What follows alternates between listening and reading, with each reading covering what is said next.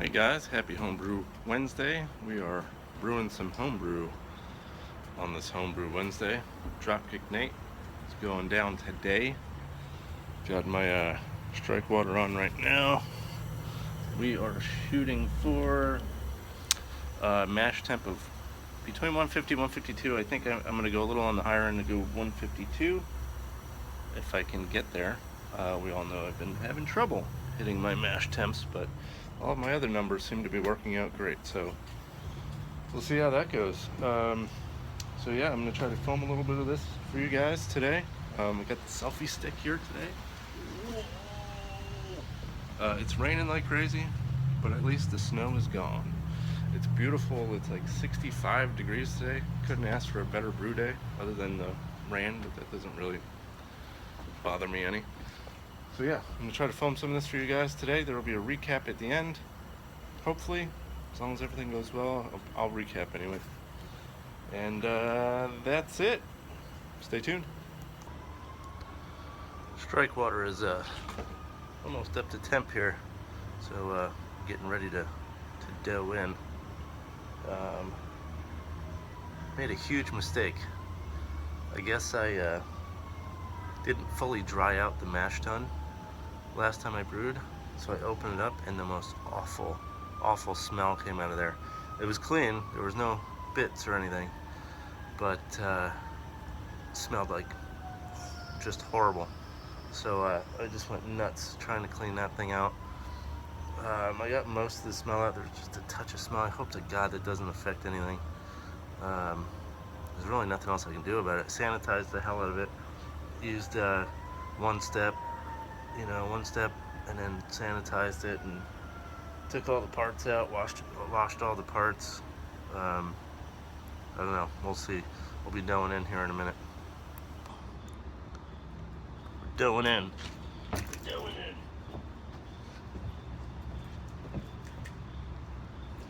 here. Some cages out of here. Alright.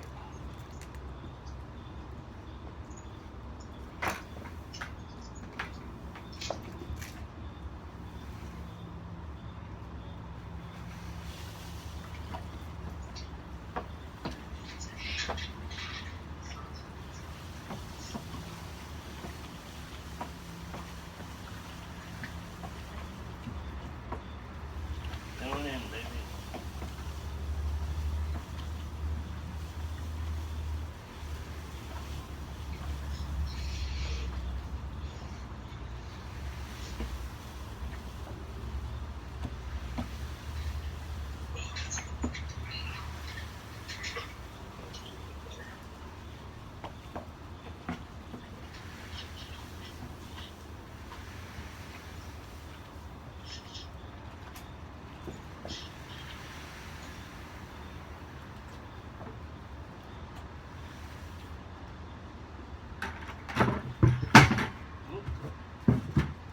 Breaking shit.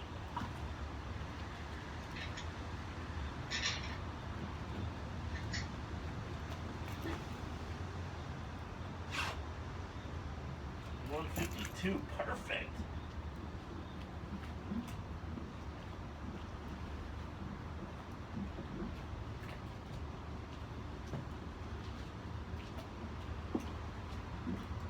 The smell is gone. That's good. That's good.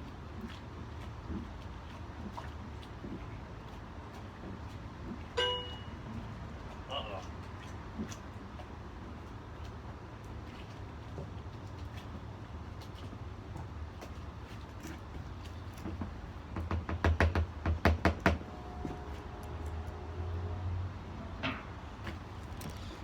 We're doughed in, guys.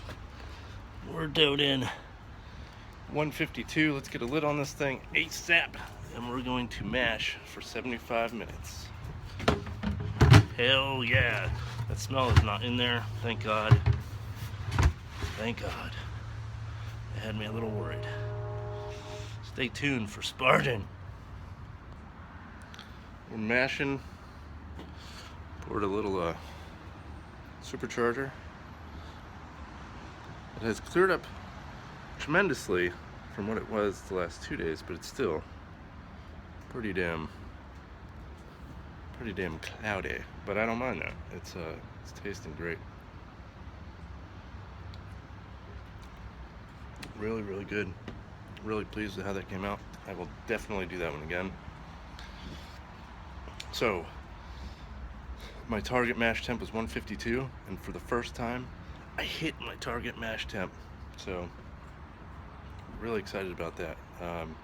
The smell did not come through when I put in the grains from the mistake, but hey, lesson learned, and now I know. And the way I see it, sorry for the jumbly camera, let me clean that off a little bit. The way I see it, it's good to make mistakes every now and again, because now I will never do that again. Lesson learned to you folks out there, maybe that are just getting into this. When you clean out your mash tun, make sure you dry it all the way before you seal it up, or it will get like nasty and moldy inside. So, I think crisis averted. We'll see. So frickin' Uvu is like super glitchy today, and it's annoying. There's nothing like brewing beer with friends, and I had, I got my little computer set up there with my hops and stuff. I had Nate, Brad, and Josh Shakur on, and Uvu's super glitchy, so it keeps disconnecting us. Damn it. Damn it. I'm heating up my sparge water now. I'm about 10 minutes from sparge time. Let me tell you something awesome about these kettles that I got from the grain bill.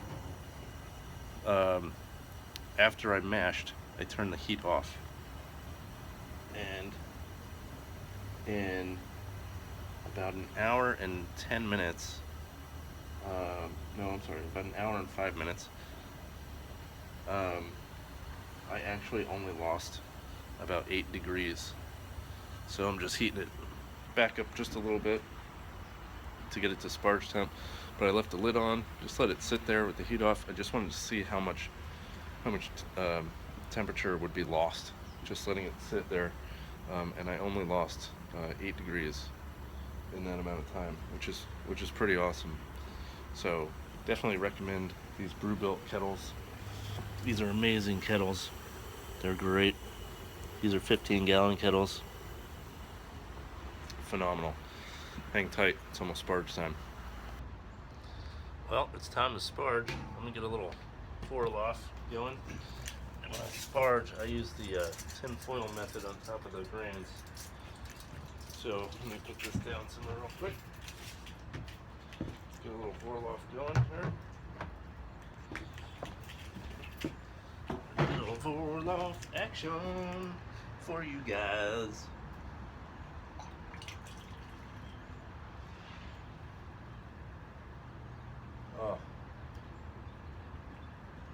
Oh God, I want to put my penis in there. It smells amazing. You guys see that? See if I can bring you into the mix a little bit. Look at that. Oh, look at that. For loft time. And then sparge time. Alright folks, we are sparging. Got our sparge water at 170.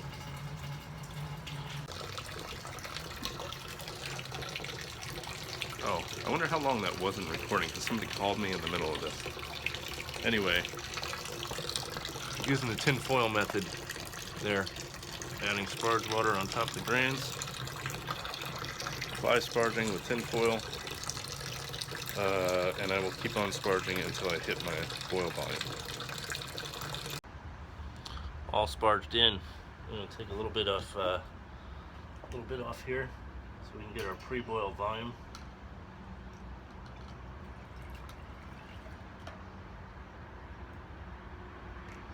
And we're going to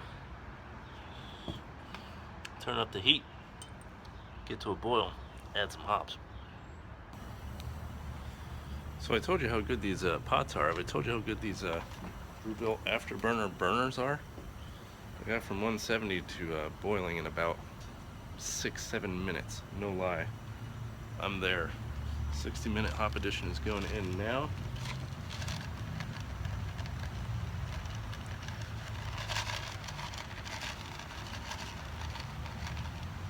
Woo! I'll maintain that here in just a second. Look at that green madness. Oh, the smell. Oh my god, the smell. Sweet, 60 minutes, let's do it. Timer on, bam. One thing I like to do, because when you have a rigorous boil like that, oops, sorry, and you get all the hops that end up here on the side, I like to get those in. So I'll just take the spoon and I'll just splash this up inside. Those hops right off. Right back into the boil. Sorry about the camera lens there. And they're all in. Now we have a clean side. Hops are in. Really couldn't ask for a better brew day. It was raining really heavily right before I started, but literally as soon as I brought everything out to start brewing, the rain stopped. It stayed a little cloudy, but it really has turned out to be just a beautiful day. It was nice and warm. They were saying 65. I honestly think we got upwards to 70 easy. I've been outside in just a sweatshirt all day, super comfortable, even a little warm at times, so you cannot ask for a better brew day. Absolutely amazing. We are still boiling here, getting ready to do the second hop addition here.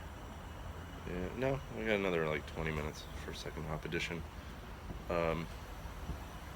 Warflock's going in shortly, and I'm gonna drop the. I'm working with the immersion chiller today,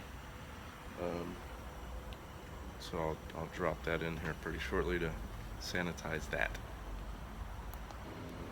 One thing we love about Virginia too, and it's not really coming through on the camera well, but we get these beautiful pink skies at sunset just about every night. Damn it, I wish you got, oh, you can see a little bit over there, just a little over the mountains here.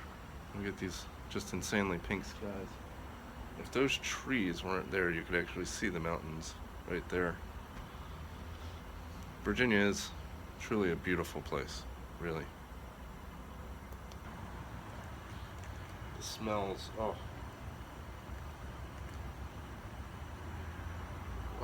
gosh, the smell. Oh, the smell.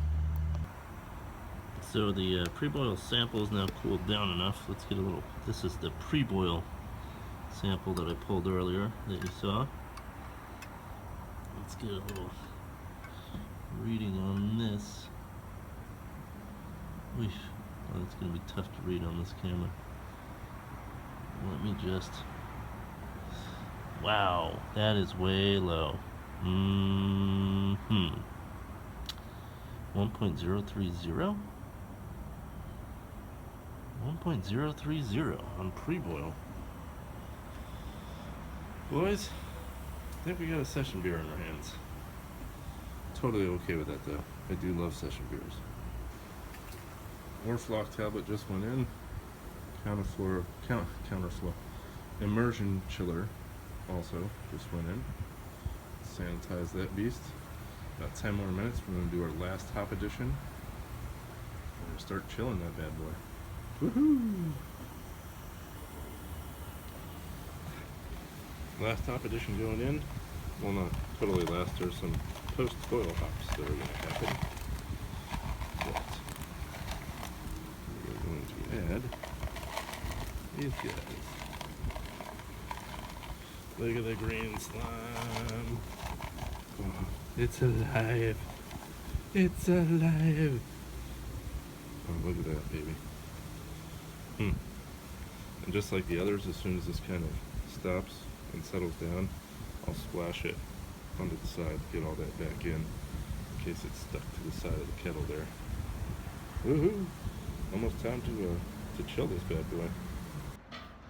And last hop drop went in, and I'm a whirlpooling. This is a post-boil hop drop. I'm gonna whirlpool this for a good probably 25-30 minutes. And to continue to chill, throw it in the fermenter, pitch the yeast. Look at all of those lovely hops in there. Oh my goodness. Lost a little on the side, just a little bit. Just at one side. We're still chilling. We're just above 100 degrees now. Not much longer, folks. Look at that. Looks like brains. Brains. Brains. Down to about, where are we at? Just under 80 degrees. So we're almost there, and it didn't take me long. It took me about 15 minutes. So right on target. Let's get those hops in there. Oh my goodness. Well, I'm getting ready to transfer right now, down to about 73 degrees. So I'm just going to transfer. My fermenter is cleaned and sanitized. We're going to go ahead and transfer right now. Oh, it's green. Oh, look how green it is. I'll run a little bit of this off while I do that. And the reason I actually like to drain it into the fermenter this way is because it actually aerates as it drains. So, while it's doing that, I'm going to sanitize this guy and my hand.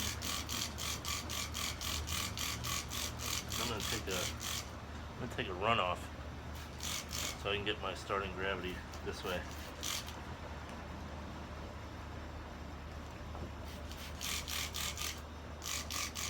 Sanitizing the hell out of everything. You can never have too much sanitizer. Never. Never, ever, ever. I'm waiting for this to run just a little bit more clear before I put this guy in there so I can get a nice accurate reading. And it's running a little clear. Got a lot of hops in there, so there's a lot of hop sediment going on. That's actually looking pretty good right there, so get that. Now I have my sample ready for reading. I'll finish this, and then I'll pitch the yeast, and then we'll do a little recap. There you go.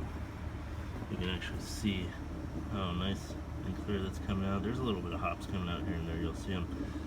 But again, it's aerating very well as it drains this way.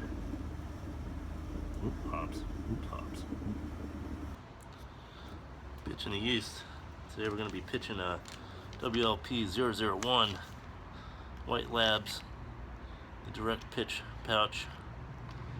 That's been warmed up to room temperature. Let me, real quick, just sanitize the old scissors.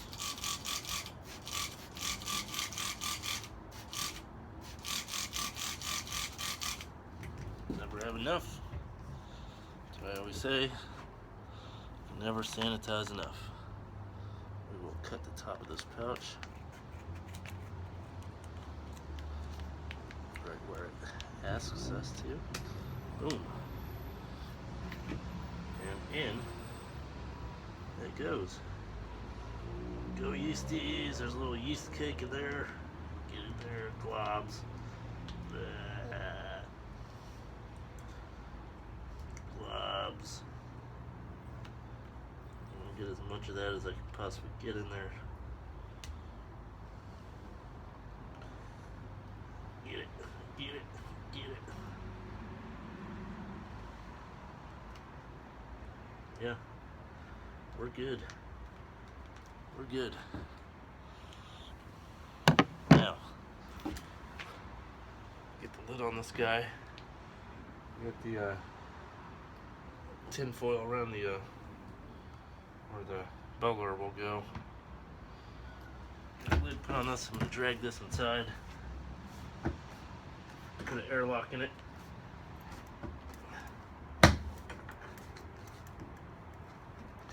That's nice and sealed. So I'm gonna clean up this absolute disaster with the help of supercharger, of course. And then I will do a recap. Share some thoughts on this brew day, some things I learned, maybe some things that you guys can learn from me. Thanks. See you guys in a bit. Hi, Billies. There's mini brew dogs. I don't know where the big brew dog is. Get out of there. Get out of there. So I forgot to take you guys on this part of the journey. Never mind the bonchon chicken. It looks like we ended up, and this is my favorite part, right around 1.04, maybe 1.043. Spin a little more. Spin for me a little more. Come on, focus. There we go. 0.04.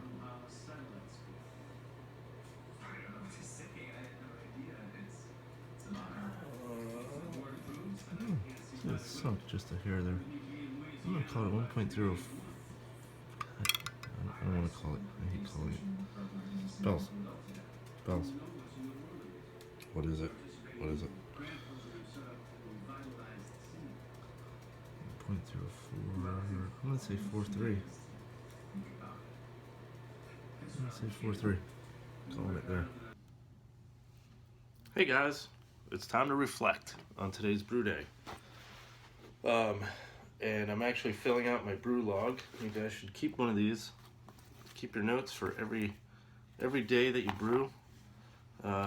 Keep some notes so you can always go back and reference and say, oh, you know, I wanted to brew that, or you know, it's just something to learn from and reflect on later. So, I'm filling out my log, my brew log, while I sip on a supercharger. Came out absolutely beautiful. Look at the head on that thing.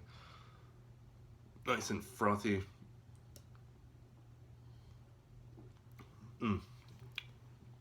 Delicious.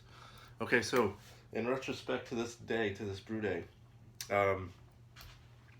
it went very, very well. I don't really like to have a perfect brew day. I think every day that we brew, we should be learning something. And I learned a couple things today. But when you have a perfect brew day, yeah, you get a great beer out of it, but you don't learn much. So today went really well. Didn't go perfect, and I learned some things, and that's good. First thing you guys saw me talk about was cleaning.